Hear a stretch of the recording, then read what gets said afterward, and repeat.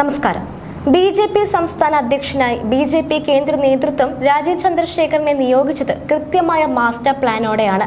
ഇക്കുറി സംസ്ഥാനത്ത് നിയമസഭാ തെരഞ്ഞെടുപ്പിൽ ശക്തമായ ത്രികോണ മത്സരം സൃഷ്ടിക്കുക എന്നതാണ് ഭാവിയെ നോക്കിക്കണ്ട് ബി.ജെ.പി. ലക്ഷ്യം വെക്കുന്നത്. മണ്ഡലങ്ങളിലെ ഡേറ്റകൾ ശേഖരിച്ച് ഓരോ മണ്ഡലത്തിനും പ്രത്യേകം പ്ലാൻ അടക്കം തയ്യാറാക്കുകയാണ് ബി.ജെ.പി. ലക്ഷ്യമിടുന്നത്. ഇതിന് പറ്റിയ ആളാണ് രാജീവ് എന്നാണ് കണക്കുകൂട്ടൽ.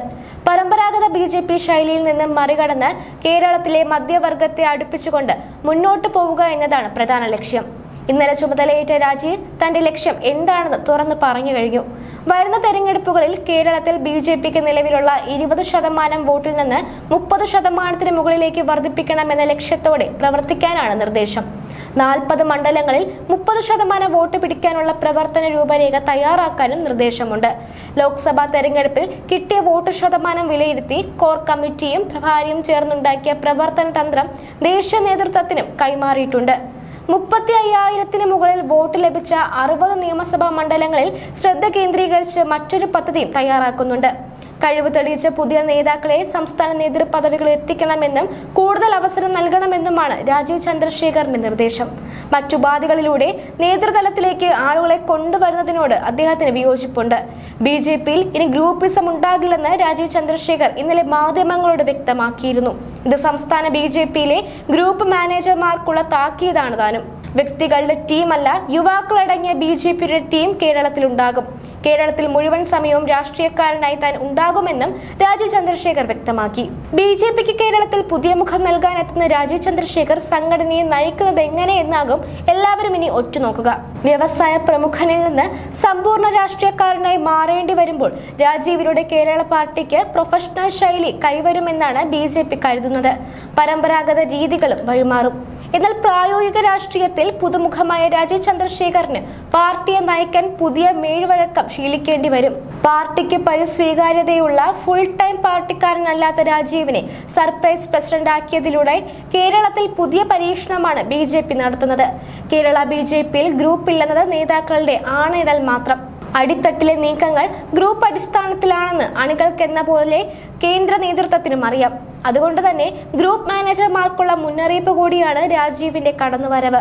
നേതൃനിരയിലെ പ്രമുഖരെയെല്ലാം ചേർത്ത് പിടിച്ചും ഒപ്പം നിർത്തിയും വരുന്ന തദ്ദേശ നിയമസഭാ തെരഞ്ഞെടുപ്പിന് പാർട്ടിയെ ഒരുക്കുക എന്ന വെല്ലുവിളിയാണ് രാജീവിന് മുന്നിലുള്ളത്. അതിനുവേണ്ടി താഴെത്തട്ടിലേക്ക് ഇറങ്ങാൻ സാധാരണ പ്രവർത്തകർക്കൊപ്പം ചേരാൻ പുതിയ രാഷ്ട്രീയ വഴക്കം ശീലിക്കേണ്ടി വരും. രാജീവ് ചന്ദ്രശേഖർ കേരളത്തിന് കൂടുതൽ സുപരിചിതനായത് കഴിഞ്ഞ ലോക്സഭാ തെരഞ്ഞെടുപ്പിൽ തിരുവനന്തപുരത്ത് സ്ഥാനാർത്ഥിയായപ്പോഴാണ്.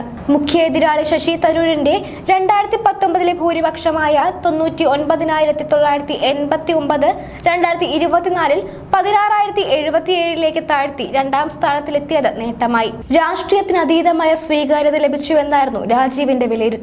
ലോക്സഭാ തെരഞ്ഞെടുപ്പിന് ശേഷം രാജീവ് ചന്ദ്രശേഖർ തലസ്ഥാനത്ത് സജീവമാവുകയും താമസ സൗകര്യം ഒരുക്കുകയും ചെയ്തതോടെ അടുത്ത നിയമസഭയോ ലോക്സഭയോ അദ്ദേഹം ലക്ഷ്യമിടുന്നു എന്ന കണക്ക് കൂട്ടലായിരുന്നു മിക്കവരും. പാർട്ടി നേതൃത്വത്തിൽ മൊത്തത്തിൽ അഴിച്ചുപണി ഉണ്ടായേക്കുമെന്നാണ് പുറത്തുവരുന്ന വിവരം. ശ്രീനാരായണ ഗുരുവിന്റെ ഉദ്ധരണിയാണ് സംസ്ഥാന സെക്രട്ടറിയെ നാമനിർദ്ദേശം ചെയ്യപ്പെട്ട ശേഷം രാജീവ് ചന്ദ്രശേഖർ ആദ്യം സമൂഹ മാധ്യമങ്ങളിൽ പങ്കുവച്ചത്. വിദ്യ കൊണ്ട് പ്രബുദ്ധരാവുക, സംഘടന കൊണ്ട് ശക്തരാവുക, പ്രയത്നം കൊണ്ട് സമ്പന്നരാവുക എന്ന ശ്രീനാരായണ വാക്യമാണ് രാജീവ് ഫേസ്ബുക്കിൽ കുറിച്ചത്. 2006 രാജീവ് ചന്ദ്രശേഖർ ബി.ജെ.പിയിൽ ചേരുന്നത്. 2006 കർണാടകയിൽ നിന്ന് ബി.ജെ.പി. സ്വതന്ത്രനായി രാജ്യസഭാ അംഗമായ അദ്ദേഹം പിന്നീട് 2 തവണ കൂടി രാജ്യസഭാ അംഗമായി തെരഞ്ഞെടുക്കപ്പെട്ടു. കർണാടകയിലെ വ്യവസായ പ്രമുഖൻ കൂടിയായ രാജീവ് ചന്ദ്രശേഖർ 2016 മുതൽ 2024 വരെ കർണാടകയിൽ നിന്നുള്ള രാജ്യസഭാ അംഗമായിരുന്നു. 2021 മുതൽ 24 വരെ 2ാം നരേന്ദ്രമോദി മന്ത്രിസഭയിലെ സംസ്ഥാന ചുമതലയുള്ള കേന്ദ്ര സഹമന്ത്രിയുമായി. 2020 മുതൽ ബി.ജെ.പിയുടെ ദേശീയ വക്താവാണ്. കഴിഞ്ഞ ലോക്സഭാ തെരഞ്ഞെടുപ്പിൽ തിരുവനന്തപുരത്ത് ബി.ജെ.പി. സ്ഥാനാർത്ഥിയായി മത്സരിച്ചെങ്കിലും സിറ്റിംഗ് എം.പി. ശശി തരൂരിനോട് പരാജയപ്പെടുകയായിരുന്നു.